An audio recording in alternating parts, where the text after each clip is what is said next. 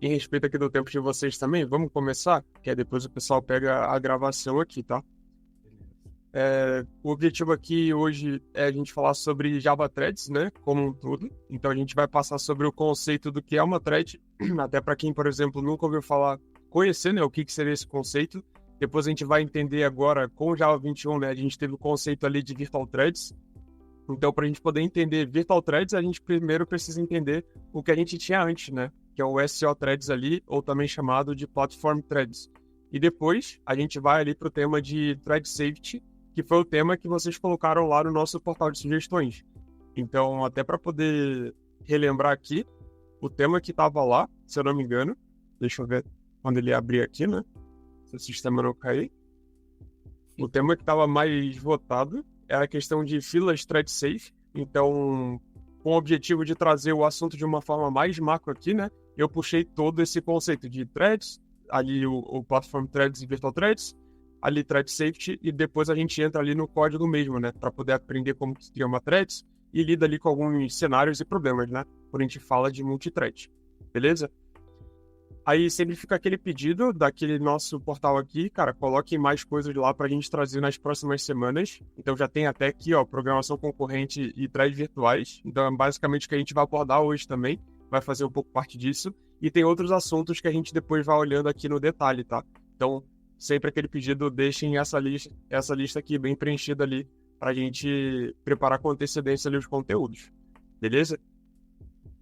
Bom, foi ontem, né? Eu acabei soltando mais um módulo na nossa formação de testes ali, qualidade. Não sei se todo mundo já chegou a dar uma olhada, mas é a parte de teste mutante. Então já tem a parte ali com o PyTest, né? Então a gente aprendeu o que é um mutante, como que ele gera, como que a gente avalia o relatório e um projetinho ali também para poder praticar ainda mais o teste unitário e os conceitos ali de teste mutante. Então é um módulo que ficou bem interessante aqui. Não é todo mundo que conhece, né, esse contexto, esse conceito também, né? Então vale muito a pena ali depois vocês darem uma olhada, beleza? Bom, depois disso tudo aqui, acho que então a gente já pode começar, né, para poder entender aqui os temas de hoje.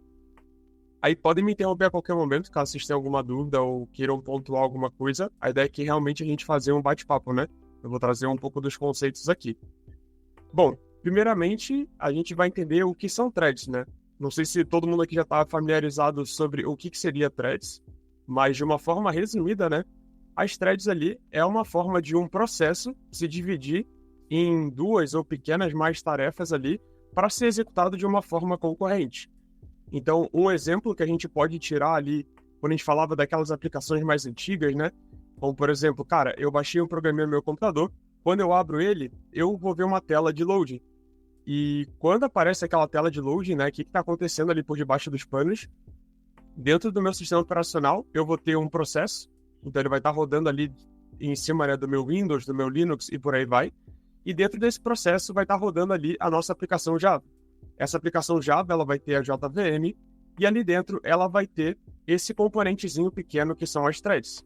Quando a gente olha uma tela de carregamento, a gente está fazendo dois processamentos, digamos assim, em paralelo. A gente tem propriamente a lógica do carregamento da barrinha avançar e por debaixo dos panos a gente tem uma outra tarefinha, um outro processo correndo atrás para deixar o sistema todo redondinho ali para depois mostrar a tela, né, totalmente carregada. Então, de uma forma macro, a thread ela possibilita que a gente faça essa programação ali concorrente, fazer várias coisas ao mesmo tempo ali dentro do mesmo processo, dentro do mesmo processo ali do sistema operacional.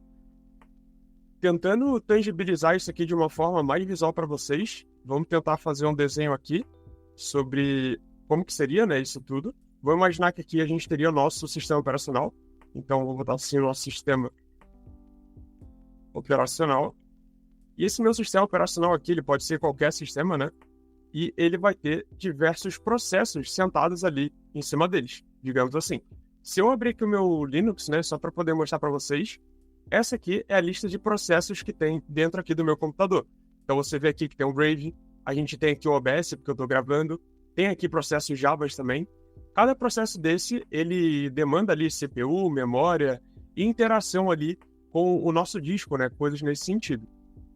Quando a gente fala de uma aplicação Java e o conceito ali de threads, isso aqui, vamos chamar que seria o meu processo ponto .java, algo nessa linha, né? Só para poder exemplificar aqui.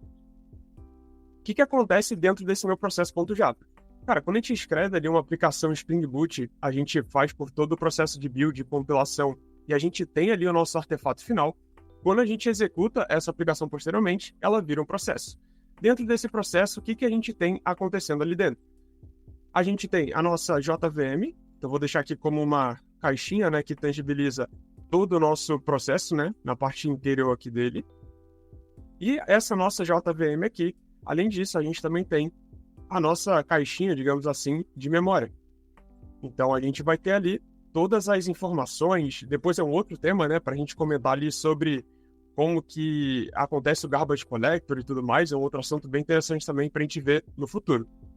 Mas a gente tem a nossa JVM, que talvez a memória estaria sendo gerenciada, né, pela própria JVM ali, e a gente tem algo que é a nossa main thread.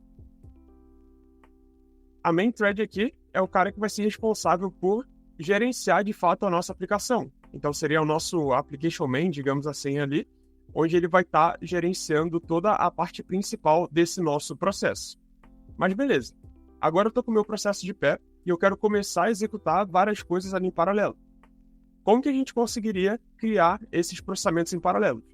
Dentro do mesmo processo, a gente criaria outras pequenas threads. Então eu poderia ter aqui minha T1, que eu vou chamar de thread 1, eu poderia ter a minha T2, e por aí em diante.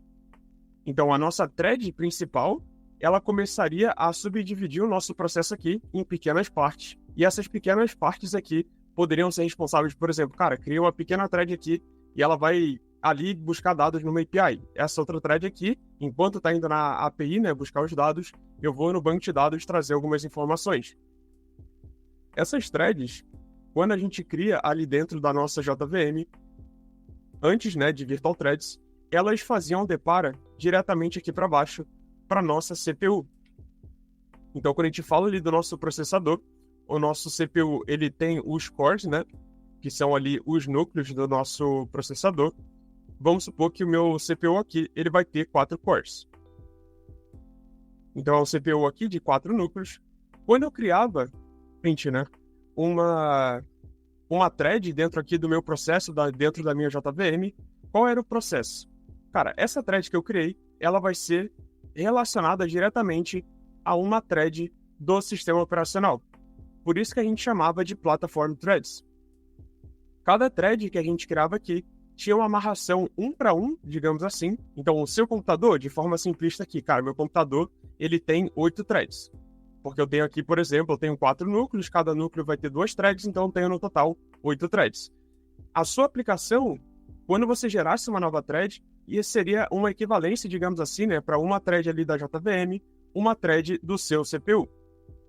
Isso aqui acabava sendo bastante custoso, porque a cada nova thread que eu criava dentro da minha aplicação, dentro do meu processo, eu precisava amarrar diretamente com essa thread ali do nosso CPU. E isso, quando a gente tem ali uma máquina, por exemplo, que ela está sendo bem disputada por diversos processos, pode ser que quando eu queira lançar uma nova thread, aquela thread da minha CPU esteja ocupada. Então essa minha thread aqui que eu vou querer lançar, ela vai precisar ficar guardando para depois ela ser ali alocada e utilizada pela nossa CPU. Então, de forma macro, o que a gente tinha e como funciona mais visualmente, né, nossa aplicação Java como roda, é mais ou menos nessa estrutura. Isso aqui é de uma forma um pouco mais visual, mais simplista, não é exatamente assim, mas isso aqui dá para pegar 100% ali o contexto.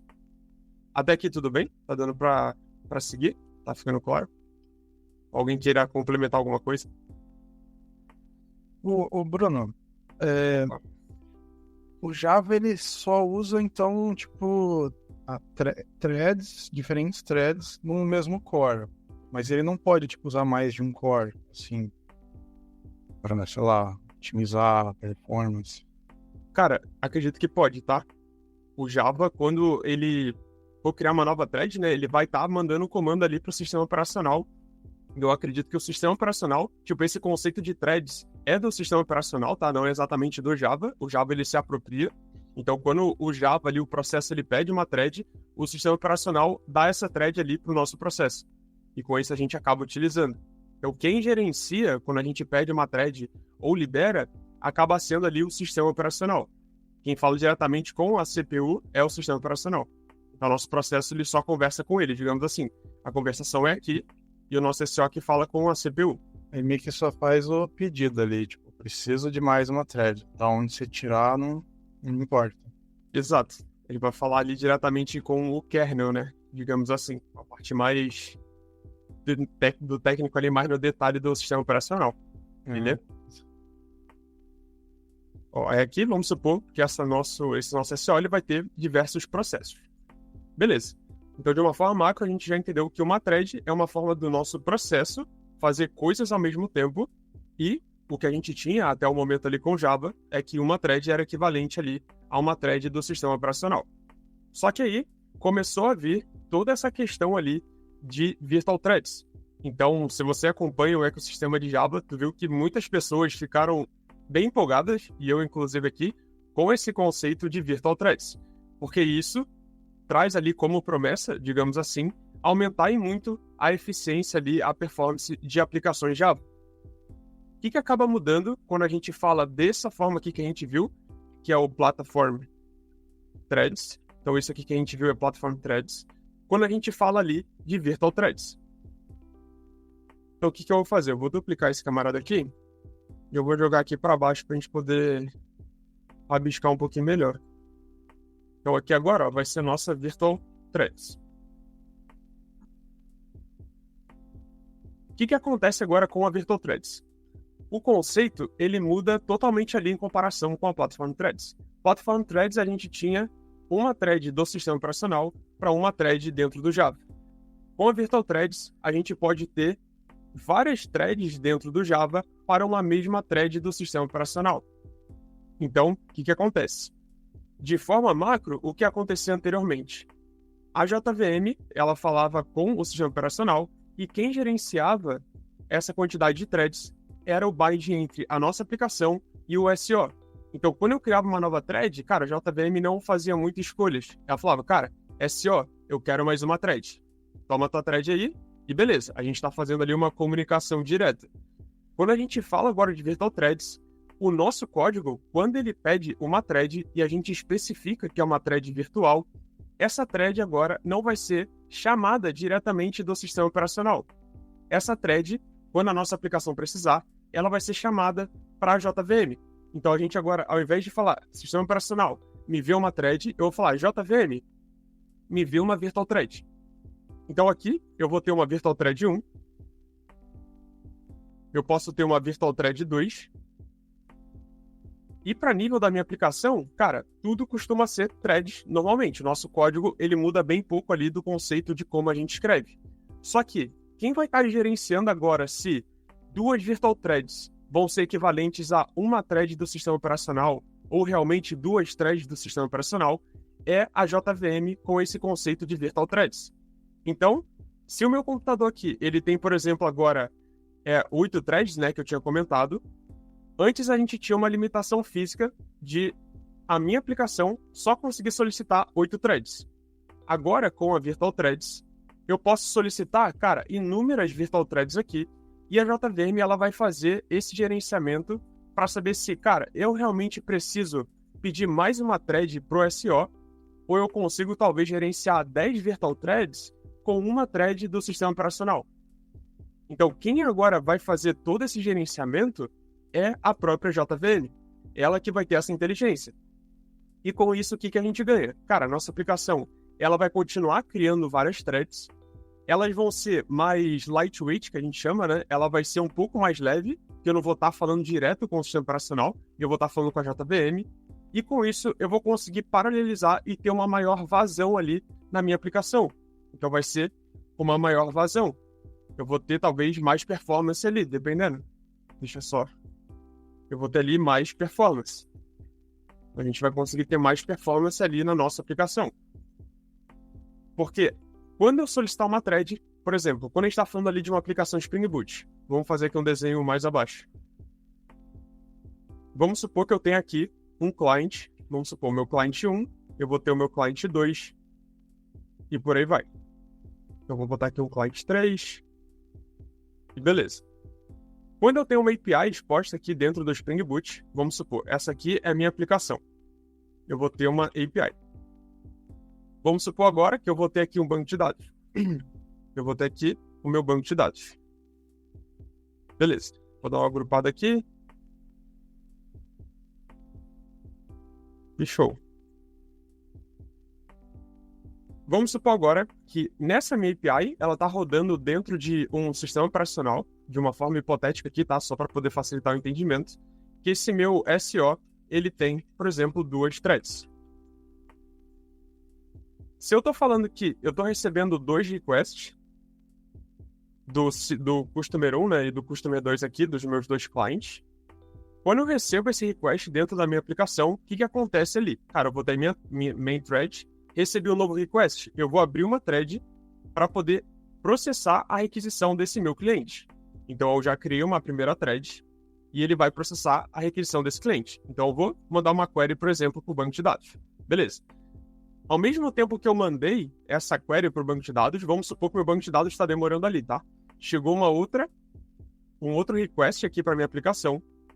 Com isso, eu abri mais uma thread. Lembrando aqui que eu tenho, por exemplo, 2 disponíveis nessa situação hipotética, né? E esse cara também quer consultar o banco de dados. Então, eu vou pegar e eu vou direcionar para o meu banco de dados. Quando chegar mais um request, o que vai acontecer? Cara, eu tenho duas threads aqui em cima, que elas estão penduradas no banco de dados, que elas estão, por exemplo, esperando o retorno, né, da minha query, que ela pode estar trazendo muitos dados.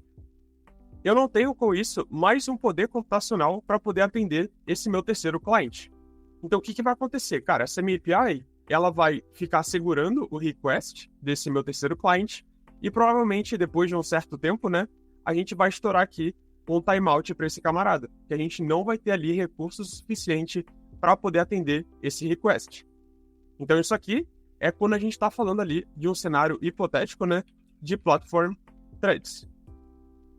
Então, o que acontece quando a gente usa Platform Threads? Um dos problemas que a gente tinha e o Virtual Threads ele tende a resolver é o conceito ali de Blocking I/O.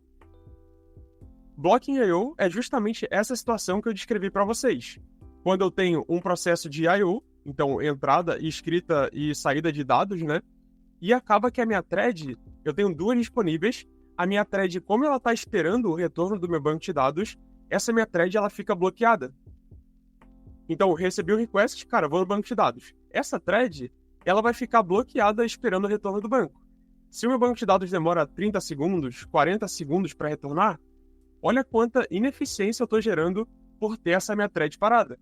Eu poderia, por exemplo, estar atendendo meu terceiro cliente aqui, ou meu quarto cliente, só que como a gente, quando utiliza Platform Threads, a gente tem essa situação bloqueante, que eu estou reservando aquela thread do sistema operacional, a gente não consegue ter tanta vazão. Por isso que quando a gente falou ali de Virtual Threads, ou programação reativa, que não é a mesma coisa que Virtual Threads, tá? Quando a gente fala ali de Virtual Threads, o que muda desse nosso cenário aqui? Deixa eu até jogar isso aqui para baixo, que eu acho que fica mais interessante de histórico. Quando a gente tem aqui, ó, Virtual Threads, o que vai acontecer? Cara, meu SO ele vai continuar tendo 2 threads, só que aqui vai estar tendo a minha JVM gerenciando todo esse Paranauê. Então aqui, ó, eu vou ter a minha JVM. Então, quando eu receber um request, eu vou poder ter uma Virtual Thread para o meu Customer 1. Então, vamos fazer o seguinte, ó. Eu vou ter o meu VT1, por exemplo, que vai estar recebendo o request desse camarada e indo lá no banco de dados. Eu vou ter aqui agora minha Virtual Thread 2, recebendo meu segundo Customer. Então, eu vou ter aqui o Virtual Threads 2, recebendo esse request e indo lá no banco de dados. E a JVM, nesse momento, ela vai poder ser inteligente o suficiente para entender, cara, eu não vou ficar segurando o meu SO, porque eu tenho uma eficiência aqui para poder gerar mais threads. Então, ela vai poder gerar mais uma thread aqui, uma Virtual Thread 3, para poder atender esse meu Customer 3. Então, ela vai gerar essa thread e esse cara também vai conseguir ser atendido ali dentro do banco de dados. É lógico que isso aqui não vai ser infinito, tá? Cara, agora eu vou conseguir atender todo mundo com 2 threads. Não é exatamente isso, mas dentro do contexto que a gente estava, a gente consegue aumentar bastante ali a nossa eficiência. Então, por isso que Virtual Threads, quando a gente fala ali do Java 21 e quando a gente habilita dentro da nossa aplicação, dá esse boom ali de performance que a gente acaba vendo com plataformas que utilizam ali a questão do I/O bloqueante, né? O Virtual Threads ele ajuda bastante. Deu para pegar a ideia desse conceito aqui e da diferença do Platform Threads e do Virtual Threads?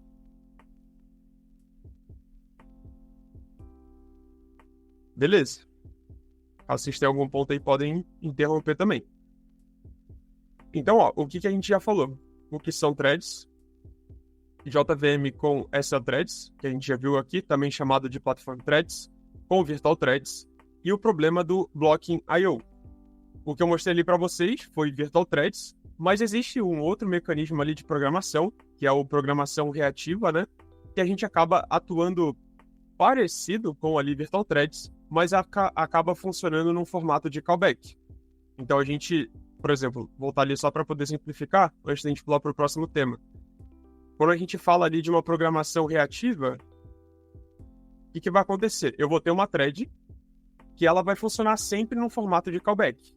Cara, eu preciso fazer uma determinada operação, eu vou mandar essa operação para minha thread e eu vou registrar um callback aqui. Um callback é basicamente uma função, um método ali dentro do meu trecho de código, né, que vai ser executado quando uma outra determinada operação finalizar. Então, a gente tem ali, por exemplo, o Spring Web Flux, que ele ajuda bastante ali para poder fazer programação reativa, e isso a gente acaba melhorando ainda mais a performance. Se a gente fosse parar assim para pensar numa escala, né, se tu tem uma aplicação que ela não precisa ser tão reativa ali, atender muitas solicitações em paralelo com o quesito de Blocking I/O, cara, você poderia seguir por Virtual Threads. Mas se tu tem uma aplicação que ela é muito intensiva ali, com escrita e leitura de dados, cara, sair, chamar APIs externas, muitas chamadas concorrentes, aí a programação reativa adiciona uma complexidade a mais, mas você vai ver um ganho de performance bem maior ali também. Então, numa escalinha, Platform Threads, Virtual Threads e depois programação reativa, só com o asterisco, né? Que programação reativa muda muito o formato como a gente desenvolve. Muda muito ali o nosso conceito, tá? Não sei se alguém já teve a oportunidade aqui de trabalhar ou estudar o Webflux, muda bastante ali a nossa forma de pensar. Então, só queria trazer esses conceitos aqui para vocês também, antes da gente pular ali para o próximo tema, que são coisas ali diferentes, tá? Bom, da parte teórica, eu acho que era isso que eu queria passar aqui para vocês. Agora eu queria mostrar como que a gente cria as Java Threads ali e Virtual Threads aqui dentro do Java mesmo. Se a gente pegar a documentação da Oracle, então eu vou até arrastar aqui, ela traz aqui o conceito de Virtual Threads. E ela traz justamente nessa diferença, cara, o que é uma Platform Thread, o que é uma Virtual Thread, quando eu uso, né, por que utilizar. E aqui ela já traz um exemplo pra gente, como que a gente cria essas threads. Eu vou basicamente ali pro nosso código, para a gente começar a brincar um pouquinho sobre esse conceito de threads. Primeiramente, para criar uma thread aqui dentro do Java, e podem me interromper, tá, a qualquer momento, se vocês tiverem uma mãozinha aí. Para eu poder criar uma thread aqui dentro do Java, a gente pode utilizar esse thread builder que a gente tem ali, que é basicamente escrevendo thread do próprio JavaLang, e depois a gente vai escolher qual é o formato de thread que a gente quer. Então eu posso escolher uma thread da plataforma, que eu vou estar fazendo um depara de 1 para 1. A thread do meu Java é uma thread do SO, ou uma thread virtual, que é a JVM gerenciando. Vamos começar aqui com uma thread de plataforma. Depois disso eu posso colocar aqui como unstarted, para ele não começar ali a minha thread. E logo depois disso, eu vou colocar aqui uma expressão lambda, que vai ser um trecho de código que vai ser executado dentro dessa thread que eu estou criando. Então aqui, eu posso dar um system out print, por exemplo, hello from platform thread, por exemplo. O ponto interessante aqui, se eu pegar esse meu código e executar, o que eu vou ver no meu terminal? Eu não vou ver nada. Porque o que eu acabei fazendo aqui, eu só declarei a minha thread. Então imagina que o que a gente fez aqui, eu peguei esse cara e eu empacotei, mas eu ainda não executei essa minha thread, aquela bolinha, né, que a gente viu ali, que vai estar rodando ali dentro do nosso SO. Para eu rodar, eu posso escolher aqui como T1 e depois eu vou fazer um T1.start. Quando eu faço isso aqui, eu estou querendo dizer que, cara, esse trecho de código que estava aqui dentro, você vai executar quando eu chamar start. Então, quando a gente rodar o programa aqui novamente, ó, ele já vai aparecer hello from platform thread. Porque ele está pegando esse trecho de código e está mandando executar. Beleza? Bom, Isso aqui é de uma forma bem simplista, como a gente cria uma plataforma thread. Para criar uma virtual threads, o que eu comentei para vocês, cara, do aspecto de código, muda muito pouco. Quem vai estar fazendo todo aquele paranauê de gerenciar SEO e tudo mais é a JVM. A gente só precisa mudar aqui para Off Virtual. Com isso, cara, a gente só muda aqui a descrição, né? Para ficar mais certinho, né? Hello from Virtual Threads. E aqui, eu só vou fazer um join, porque ele acabou não printando ali, né? E eu já explico esse conceito aqui para vocês também. O que acontece? Aqui a gente criou uma thread virtual e a gente mandou ela executar. O nosso programa, ele finaliza logo depois que ele chama esse start. Vamos supor que esse meu start aqui, vamos ver se aqui vai dar certo, ele vai demorar 2000 milli. Vou imaginar se isso aqui vai dar certo. Ó, eu tô mandando executar e logo depois o meu código finaliza, certo? Só que essa minha thread, ela vai demorar 2 segundos e pouquinho para poder executar, porque a gente está mandando um thread sleep aqui dentro, certo? E a gente não vê nada printado ali dentro do nosso terminal. O que acontece? Quando a gente manda startar, a gente está lançando uma thread e está mandando ela executar. E essa nossa thread main, ela vai indo até o final. Como a gente abriu uma nova thread, cara, o escopo dessa main thread não é esperar uma outra thread. Então ela vai ir até o final e ela vai morrer ali. Por isso que a gente finaliza aqui o nosso processo. Se eu quiser esperar uma thread finalizar todo o seu processamento, eu posso utilizar aqui o join. Esse join aqui, basicamente, a gente está falando, ó, o meu main thread começou, ele vai abrir uma nova thread e ele vai começar a executar. Essa minha main thread, se eu falar para ela fazer um join, ela vai esperar com que essa minha outra thread, né, ela volte, ou seja, ela finalize ali a sua execução para a gente poder finalizar o nosso programa. Então, quando a gente utiliza aqui o join, ele vai demorar um pouquinho mais aqui, uns 2 segundos, depois vai executar o trecho de código que está dentro aqui da nossa thread, e aí sim ele vai finalizar a nossa main thread, porque a gente pediu para ele fazer um join. Então é como se fosse o conceito ali de banco de dados mesmo, né? Ele saiu, depois ele vai fazer um join para a gente poder ali finalizar. Até aqui tudo bem? Esse conceito aqui de Virtual Threads, como que cria uma thread dentro do Java. Não sei se vocês já criaram um thread utilizando esse conceito aqui. Beleza? Cara, me faz um favor. Claro. Entre a linha 16 e 17, coloca um system out, entre a linha e depois do join, outro system out. Para ver se foi o que eu entendi. Quer que eu escreva aqui o quê? Não, qualquer coisa, só coisas diferentes. Tá.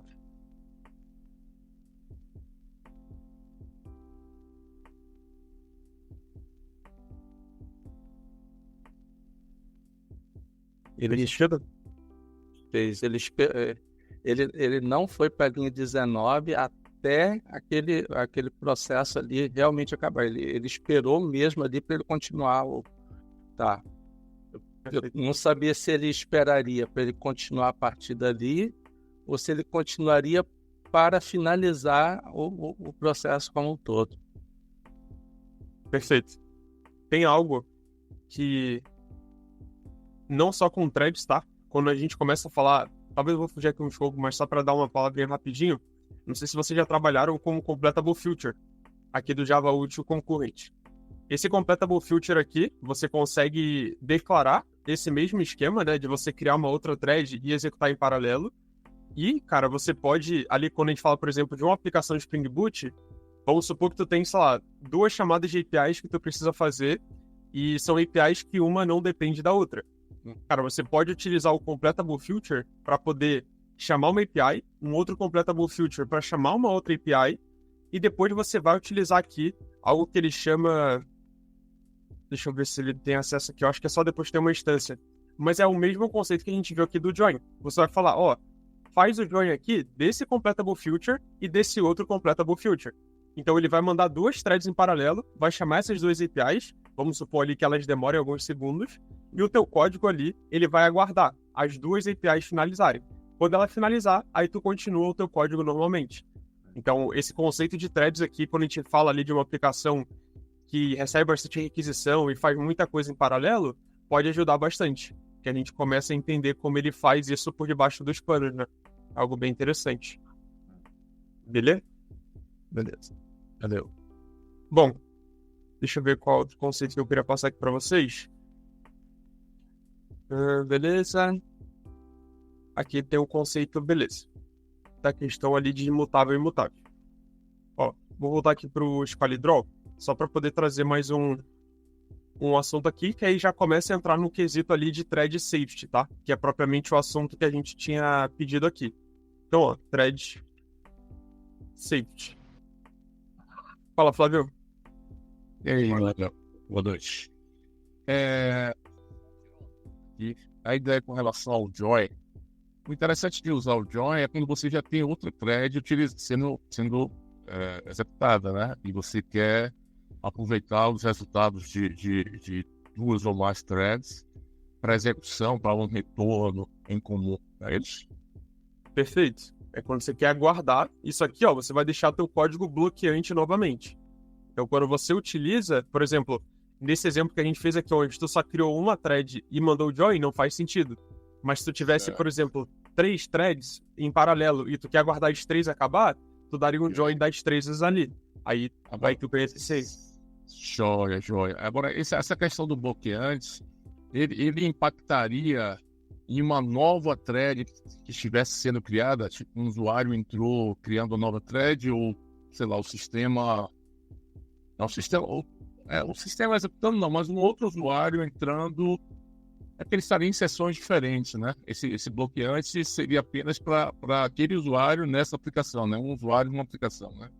Então, mais ou menos, porque, por exemplo, quando a gente olha do conceito de virtual threads, sim, mas se a gente estivesse usando o conceito de platform threads, se eu tenho um usuário e eu dou um join ali, esperando acabar, eu estou reservando uma thread do meu sistema operacional naquela operação.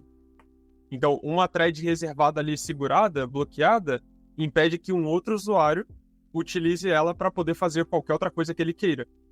Entendi. Então, quando a gente fala de platform threads, é isso. Virtual threads, aí a JVM que vai gerenciar. Vai gerenciar, né? É tipo um bloco que você dá um update que você dá em um banco, no Oracle tem isso, né? Quando você bloqueia uma tabela ou um registro, quem quiser utilizar fica bloqueado até que ele libere. É o caso do join no modelo Platform Thread. Ok. Exato. Obrigado, cara. Boa. Aí, ó, o que eu ia trazer aqui para vocês era a questão do thread safety. Thread safety aqui, qual é o problema quando a gente fala agora de várias threads, né? Se eu tenho, por exemplo, aqui, uma thread, que eu vou chamar aqui de T1, e eu tenho outra thread, cara, eu vou chamar aqui de T2. Eu tenho outra thread, o T3. Uma coisa que a gente tem que levar em consideração é que todas essas threads, elas estão rodando dentro do mesmo processo do sistema operacional. Logo, elas estão compartilhando ali a mesma memória. Então, se essas mesmas threads, elas fazem uma operação de leitura, imagina aqui, tenho 3 threads que estão fazendo uma operação de leitura. Cara, então, uma leu, a outra leu, porra, até aí, nenhum problema. Então, quando a gente tem uma classe imutável, onde eu só faço ali leitura, não costuma ser um problema quando a gente fala ali de multithread. Então, quando a gente está ali dentro de uma aplicação e eu crio uma classe, por exemplo, no Spring, né? Cara, se eu tenho uma classe que ela é singleton, aquele design pattern, que eu vou ter uma única instância para toda a minha aplicação, se eu só estou fazendo uma leitura nesse meu objeto ali singleton, digamos assim, eu não costumo ter nenhum problema. Só que aí, se eu pego esse meu objeto singleton e eu começo a incluir comportamentos de escrita, vamos supor que esse meu singleton ali, ele vai ter uma lista e conforme for entrando novos usuários, eu chamo esse meu objeto singleton e eu vou colocando itens dentro da lista, ou eu vou ter um determinado contador que eu vou começar a incrementar. Então, se eu paro de fazer só leitura e eu começo a fazer escrita, e eu torno essa minha classe aqui mutável, cara, a gente vai começar a ter algum tipo de problema aqui. Porque dependendo do momento que a thread 1 ela faça uma operação e a thread 2, a gente pode fazer com que elas entrem em uma situação ali de corrida. Então elas podem começar a, por exemplo, cara, no momento que a T1 pegou o dado aqui para poder trabalhar, a T2 já atualizou. Aí quando a T1 voltar para registrar esse dado, vai sobrescrever o que a T2 acabou de colocar. Então, quando a gente tem essa situação, onde a gente tem várias threads alterando ali um recurso que é compartilhado entre elas, a gente costuma ter esse problema de thread safety. Então, a gente costuma ter uma aplicação que não é thread safety. porque ela não vai conseguir gerenciar muito bem essa situação. Se a gente escreve o nosso código ali, cara, padrãozinho. Como que a gente contorna... Não, na real, antes de falar como contorna, eu queria ver com vocês se deu para pegar essa ideia dos problemas, tá? Da gente ter várias threads acessando e alterando a mesma variável, o mesmo objeto ali. Deu para pegar que isso aqui é um problema? Sim. Maravilha. Então, como que a gente consegue resolver esse problema? Vamos exemplificar isso aqui na prática? Vamos fazer o seguinte, ó. Vamos criar uma classe aqui, ó. Public static class. Eu vou chamar aqui de counter. Cara, eu toquei de teclado e, mano, até me adaptar é foda. Mas beleza, vamos lá. Public static class counter. Vamos supor aqui que eu vou ter um private int counter. Ou melhor, vou deixar como count. Que ele vai começar como 0. E aqui eu vou criar um método, que ele vai ser void, que vai ser, por exemplo, increment. Esse cara aqui vai ser basicamente um count, mais. Então ele vai basicamente incrementar esse meu count. E aqui embaixo eu vou fazer um public int, que eu vou fazer get count. Até aí tudo bem. Eu vou retornar o meu count. Beleza. Aqui embaixo agora, o que a gente vai fazer? Eu vou primeiramente instanciar essa classe, né? Então vai ser o meu counter, new counter. E aqui eu vou fazer um counter.increment, só para testar se está certinho. E system.out.print counter.getCount. Vamos rodar essa classe aqui, ó. Beleza, retornando 1 ali, tranquilo. Vamos supor agora que eu queira contar aqui de 1 até, sei lá, 2000. Eu vou fazer aqui um for, int c igual a 0, c menor ou igual 2000, e depois eu vou fazer aqui um c mais. Vamos deixar só menor só. Então aqui eu vou fazer um counter, increment, e beleza. Vamos ver o que vai acontecer aqui. Vou rodar minha classe aqui novamente. Então ele, beleza, foi de 0 até 2000, rapidinho, show de bola. Vamos supor que agora eu queira criar 2 threads para elas poderem contar até 2000 em paralelo, para a gente talvez contar isso aqui um pouco mais rápido. O que a gente poderia fazer? Eu poderia fazer uma threads of virtual aqui. Eu vou colocar, por exemplo, unstarted. E aqui eu vou colocar uma expressão lambda, né, um runnable. E aqui dentro eu vou colocar essa lógica de contar até 1000. E depois eu vou criar uma outra thread. Então eu vou deixar isso aqui, ó, minha virtual thread 1. Eu vou criar uma outra thread aqui embaixo, tá? Que eu vou chamar de VT2. Que ela também vai contar ali até 1000. E depois eu vou fazer o meu VT1.start e VT2.start também. Antes de fazer aqui o meu getCount, eu vou fazer o join. Então VT1.join e VT2.join também. No final, eu faço um getCount para ver quanto que deu. Vamos fazer o seguinte. Vou começar a rodar. Olha o que está acontecendo, ó. 1493, 1986, 1594, 2000, por sorte que a gente conseguiu achar um 2000. Mas o que está acontecendo? Cara, eu criei aqui uma situação de corrida entre essas 2 threads. Eu tenho a minha thread principal, o programa começou, eu abri uma thread e ela começou a contar. Em paralelo, eu abri uma outra thread e ela começou a contar. Só que essas 2 threads, elas estão alterando a mesma variável aqui, que é a nossa variável count. Apesar da gente estar utilizando o count mais aqui, isso aqui não é uma operação atômica no sistema operacional. Então ele vai pegar o valor, ele vai adicionar mais 1, né? E depois vai trocar ali na memória o valor daquela variável. Enquanto ele está fazendo esses 3 passos, né? Que eu acabei comentando aqui, a outra thread está roubando ele e está sobrescrevendo também. Então por isso que tem horas que dá certo chegar ali no 2000 e tem horas que não dá certo.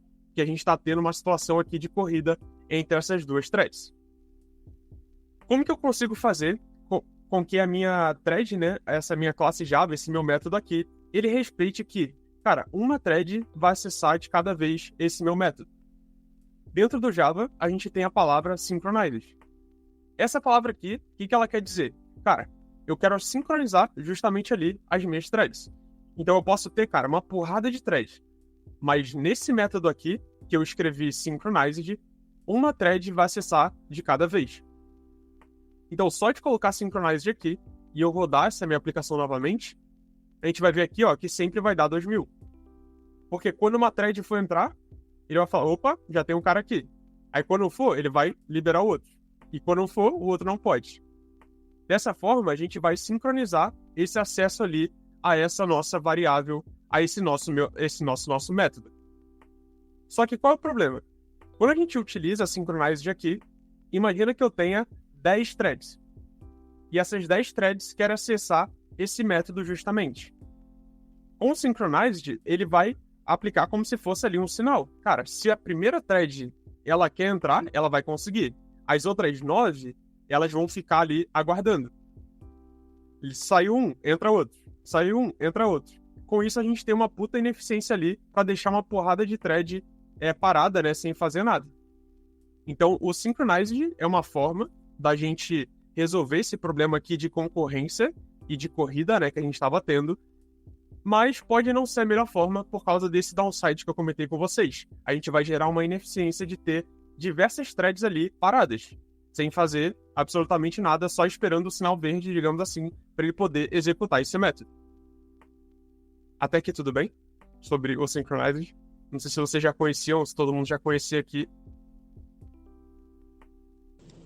Já conhecia o Bruno, mas também aqui até compartilhar com a galera, eu já tive a experiência de fazer isso que o Synchronize faz manualmente, sabe? Eu não estou olhando aqui na tela porque eu estou dirigindo, mas eu estou ouvindo e abstraindo o que vocês estão falando, está dando para seguir. Compartilhando uma das experiências que eu tive aí um tempo atrás, foi tipo, nesse detalhe aí de concorrência, a gente fazia manualmente. Quando alguém pegasse o registro, lá no banco tinha uma coluna onde era setada algum valor, sei lá, o usuário, já não me lembro exatamente o que a gente setava, que dizia para os outros concorrentes, cara, esse registro está ocupado no momento, alguém pegou, e desabilitava ou impossibilitava outros usuários pegar o mesmo registro. E fazia a mesma coisa, isso que você explicou aí dessa anotação aí, Synchronized. Mas assim, eu não tinha a melhor solução na altura, mas foi um trabalho meio que bem manual, sabe? Assim, funcionou, mas também não é a melhor forma de Estratégia, né? Isso. Mas isso que tu acabou comentando é quando a gente fala ali talvez de um lock mais distribuído, né? Então, por exemplo, quando eu tô aqui dentro de um mesmo processo, Synchronized não é o ideal, mas, pô, resolve o problema, né? Então, eu já consigo evitar aqui. Mas se eu tenho, imagina, 10 microserviços, eu quero que eu tenha esse comportamento, o Synchronized não vai atender, porque ele é numa instância, num processo. Então, aí já são outras estratégias que a gente poderia utilizar, talvez um Redis, né, com um lock distribuído, algo nessa linha. Mas, cara, ótimo ponto aí pra tu compartilhar com a gente. Sim. E isso aí de concorrência, cara, é uma das coisas que muitas empresas, assim, que trabalham com Java, falo no Brasil e até fora mesmo, solicita às vezes em vagas de emprego, sabe? Eu vejo muito isso, pedindo. Pessoas que saibam trabalhar com concorrência. Muito importante isso, cara. Perfeito. Tipo, saber por debaixo dos panos, né? Cara, o que tá acontecendo aqui, né? Que às vezes tu usa, resolve o problema, mas, puta, talvez tenha uma outra estratégia que a gente vai ver aqui, talvez possa ajudar. Exato. Então, beleza. Dessa forma aqui, com o Synchronized, a gente conseguiu resolver o problema. Só que, uma outra forma, não sei se todo mundo já conhecia e sabia como é que funciona por debaixo dos panos, para a gente resolver isso aqui, é utilizando operações atômicas. Então, é um assunto mais avançado, que nem eu entendo ali por completude, tá? Mas eu acho que vale aqui entender o conceito de uma forma geral. Quando a gente fala ali da utilização do increment, então, por exemplo, cara, eu tenho várias threads aqui, que elas estão fazendo uma operação de, por exemplo, o meu counter mais. Então, ele vai ali por debaixo dos panos, né, o meu SO, ele vai fazer 3 operações. Então, ele vai primeiro recuperar o valor, né, digamos assim, ele vai depois incrementar 1, e depois ele vai alterar o valor na memória. Então, por isso que essa operação, ela acaba não sendo tão, digamos assim, eficiente quando a gente fala um cenário aqui de várias threads, né, de concorrência. Só que a gente tem dentro do sistema operacional ali, dentro da CPU, né, propriamente dita, algo que eles chamam ali de CAS, que é uma operação atômica que é feita dentro da CPU. Na hora que ela precisa, por exemplo, trocar o valor ali de uma variável. O CAS é basicamente, na tradução aqui, compare and swap, que é uma operação atômica que a CPU faz ali quando a gente precisa modificar o valor de uma determinada variável.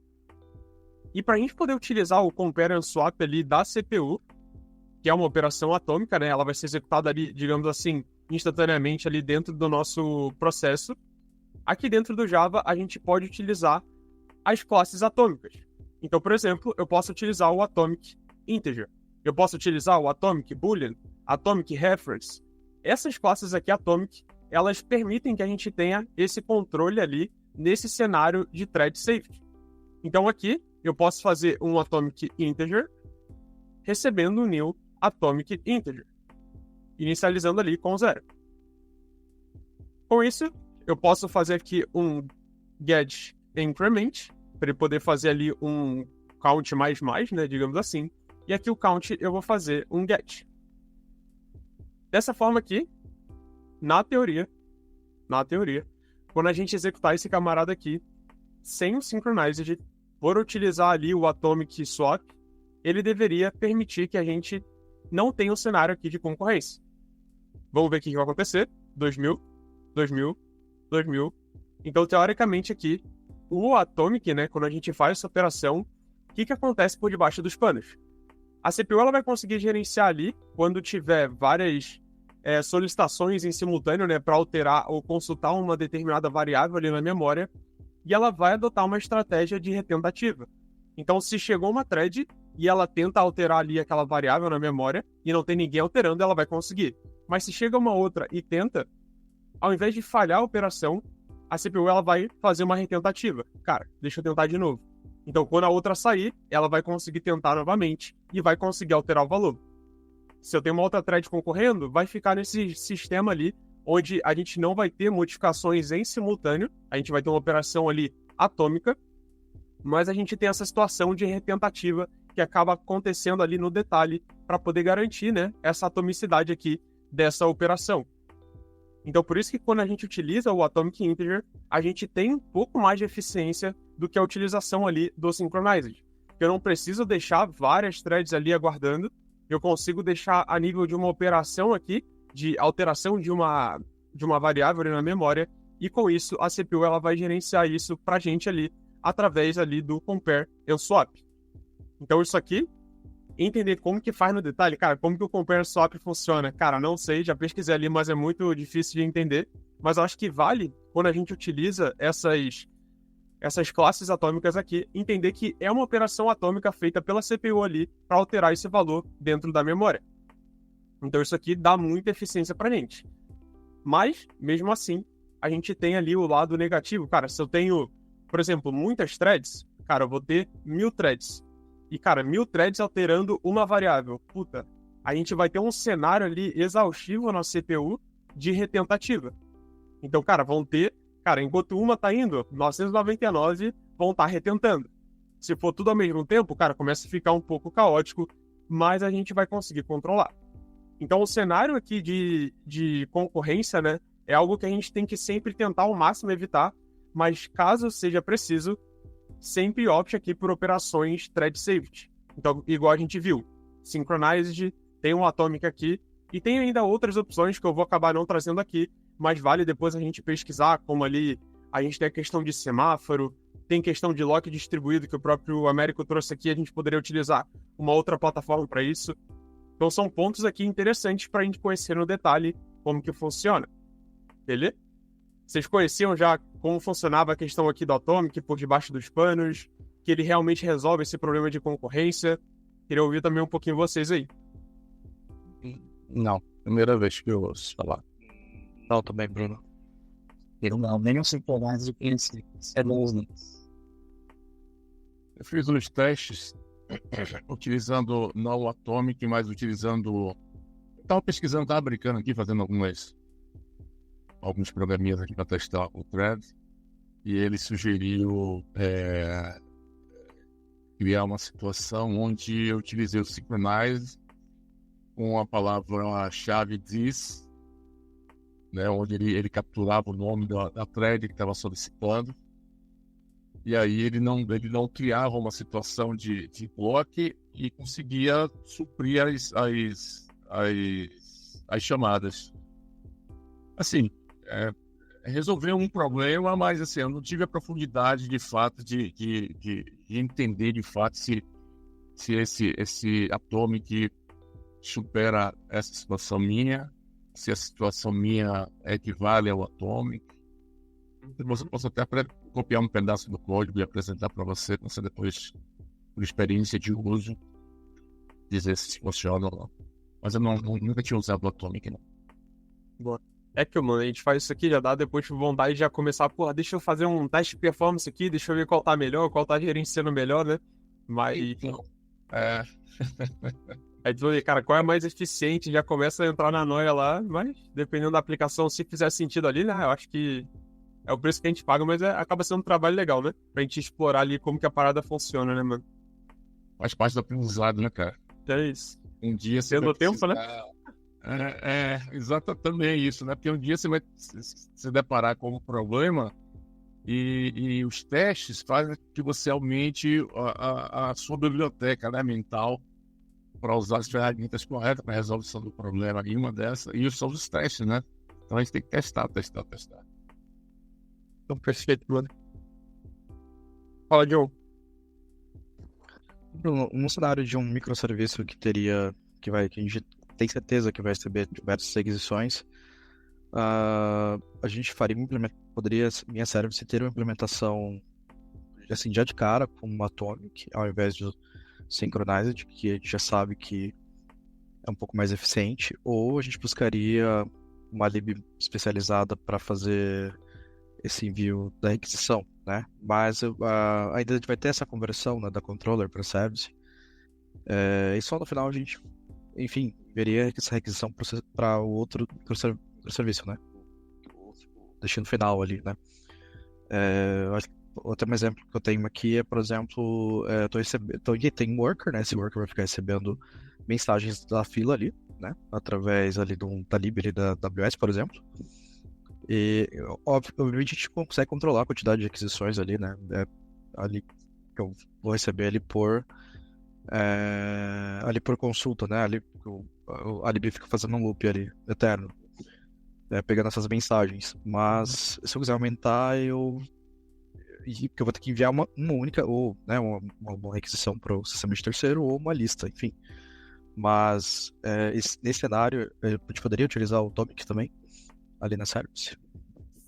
Então, não sei se eu entendi muito bem o contexto, tá? Mas, por exemplo, tentando responder de outra forma, tu vai ter um cenário onde realmente várias threads vão concorrer por essa variável, onde você vai estar utilizando ali, ou é, digamos assim, um request, só que ele está processando ou um consumer, né, que igual tu comentou, que está fazendo todo o processo. Um consumer que vai fazer todo o processo. Então, por exemplo, quando a gente fala de um consumer, cara, eu tenho um consumer e aqui eu tô fazendo diversos processos. É aquele esquema, né? Tipo, se esse teu consumo não vai ter concorrência, ou seja, imagina, cara, eu consumi, mas dentro da minha service, vamos supor que você tem ali um hash map, por exemplo. E esse hash map, ele não é uma variável local dentro do método. É uma variável a nível de classe. Se você tem e faz uso disso, hipoteticamente aqui, tá? Você provavelmente vai ter um cenário de concorrência. Aí tu precisaria utilizar essa estratégia do Atomic, ou até aqueles concorrente hash map, né, que também tem. Mas se você tem só variáveis locais, ou seja, variáveis que são criadas dentro do método e tudo mais, não tem necessidade de utilizar o Atomic. Então, se você só trabalha ali, cara, recebi do consumo, joguei para minha service, chamei um client, depois voltou, fui no banco de dados, cara, as variáveis estão todas no escopo local ali daquela thread. Então, em tese, não faria sentido, não precisaria utilizar o Atomic. Você poderia talvez estar incluindo mais complexidade ali, mas foi se eu entendi certo, tá? Aí tu me corrige. Exatamente isso, eu acho que não, realmente não precisaria. São variáveis locais ali, só usa o service para processar aquela requisição para ali para o cliente, né? O cliente, obviamente, acabei optando por, sei lá, usar o próprio reactor ali, né, do Spring e, enfim, tem funcionado bem, sabe? Boa. Não, perfeito. Perfeito, mano. que aí tem até o contexto de, cara, toda thread, ela tem o seu thread context, que a gente chama. Então tem coisas que você consegue, por exemplo, cara, o dado chegou no teu consumer e você quer colocar um valor ali, o que a gente costuma fazer, né? Ah, eu vou gerar um correlation ID ali, ou aqueles spam ID, trace ID, né? Cara, eu gero um no começo, jogo no meu thread context, e com isso, o meu logger, ele vai, todo o trecho que eu for passando, né, na minha classe ali, o logger, ele vai olhar esse thread context, ele vai extrair e ele vai colocar automaticamente no teu log. Então assim, ó, esse aqui é o meu correlation ID dessa chamada. Então quando a gente fala de um sistema distribuído, cara, você tem logs ali de diversas instâncias. Então a gente costuma ter um identificador, né, que ele vai correlacionar toda aquela execução. Aí isso costuma ficar, por exemplo, dentro dali do contexto da thread, que aí vai ser do começo do consumer até o final, e depois aquele thread context ali, ele morre. Então não gera um cenário de concorrência, mas é mais um tópico aqui interessante também, que é justamente esse cara aqui, ó, o thread... Como é que é? Thread... Deixa eu ver se tem aqui embaixo. É o thread local, né? Eu falei thread context, mas esse thread local aqui, ele armazena ali os dados para uma determinada thread, tá? Umas local variables, tá? Então a gente consegue ali utilizar para colocar dados dentro, tirar e por aí vai. Então é bem interessante também. Beleza? Beleza. Boa. Mais alguém tem algum ponto que queira trazer aqui, compartilhar? E basicamente a gente acabou passando por tudo.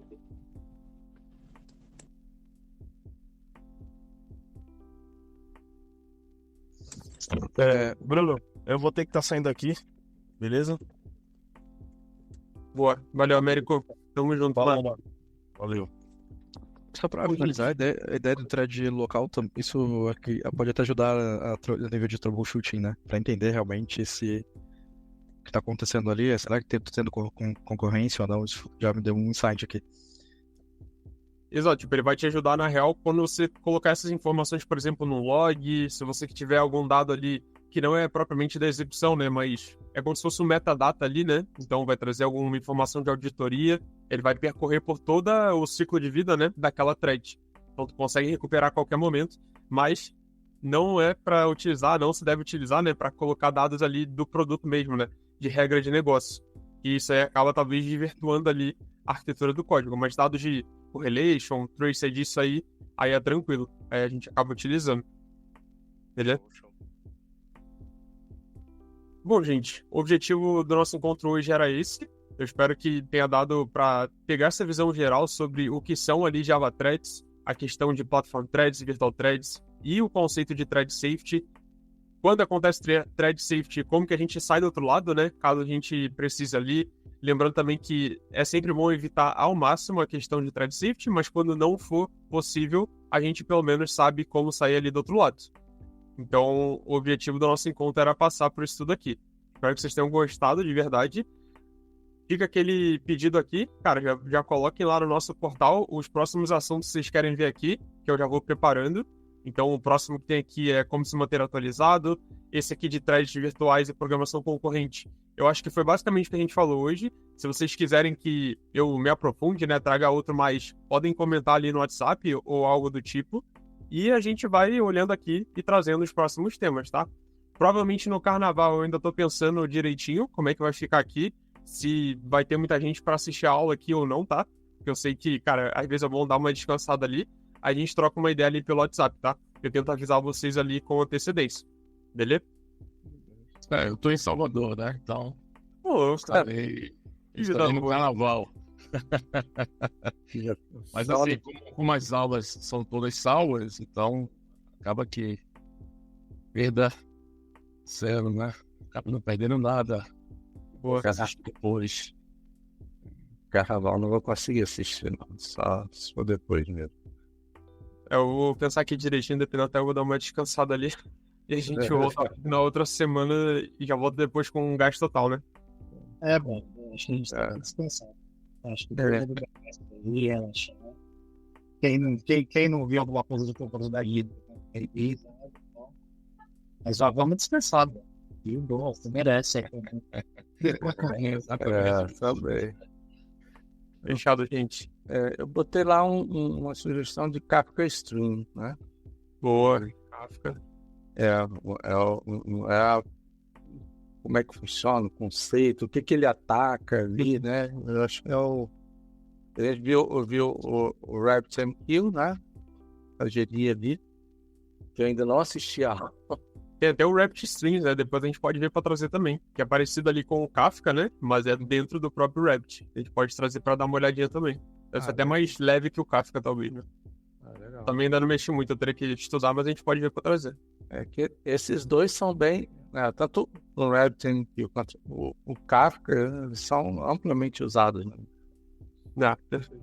Em termos assim de requisito de vaga, acho que Kafka é o que eu mais vejo sendo pedido, assim, né? Então, seria legal mesmo. Mas eu acho que o Kafka Stream e o Kafka da mensageria especificamente são coisas diferentes, né? Acho que não é a mesma coisa, não. Tem um que é usado como um banco de dados, outro é usado para mensageria especificamente. Eu posso dar uma olhadinha. Depois a gente se aprofunda ali, mas gostei da ideia, mano. Trazer um Kafka aqui vai ser um bagulho bom. Ainda mais contexto de microserviço, né? Vai ser interessante. Isso. Ninguém sobrevive sem microserviço hoje em dia. Nossa. Eu acho que isso daí pode ser falou legal, tá? A gente pode focar mais nos que estão sendo mais requisitados em vagas, que usar esse módulo só. Legal. Eu conto com o apoio de vocês. Como vocês estão mais próximos ali, cara, puta, tá pedindo isso aqui numa vaga, não sei como é que é, eu quero conhecer um pouquinho mais, né, cara? Me manda ali, nem que não seja tão votado ali no portal, manda ali no WhatsApp que a gente vê pra trazer aqui pra poder apoiar vocês, tá? A ideia aqui do encontro é justamente esse. Beleza? Beleza.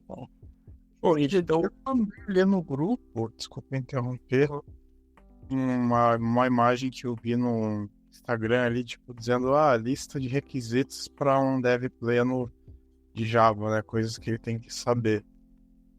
Alguém ali até respondeu que era isso mesmo. Então pode até ser um checklist ali, porque você vai ver que boa parte das coisas ou você, né, já discutiu no curso mesmo, ou já falamos aqui. Mas acaba servindo também de ideia ali. Eu acho que há controvérsia daquelas coisinhas ali que ele postou no WhatsApp ali, há controvérsias. Também, cada empresa tem um sarrafo, né? Isso que é complicado. É estagiário com 10 anos de experiência. o Java Threads estava naquela lista lá, né? O funcionamento da JVM e Threads eu acho um pouco mais avançado para um júnior, assim, particularmente. Tem muito sênior que não sabe. E, propriamente, sênior que não olha todo dia, né? Não olha todo dia, acaba até esquecendo alguns detalhezinhos, mas tipo de forma macro, cara, a gente precisa saber como que funciona a linha. Sim, é verdade. É muita coisa pra estudar, cara. Porra. Aí vem a nuvem. Porra, bicho. Aí vem infra. Mas aí a maioria fica tranquilo, cara. Já tá dizendo aí pra fazer. Esquece. Desespero. Vambora, tamo junto. Mas fechado, gente. A gente vai se falando. Boa noite pra todo mundo, bom descanso. A gente vai se falando ali pelo WhatsApp. O cardápio, galera. Valeu, Brunão. Realmente. Valeu, pessoal. Galera.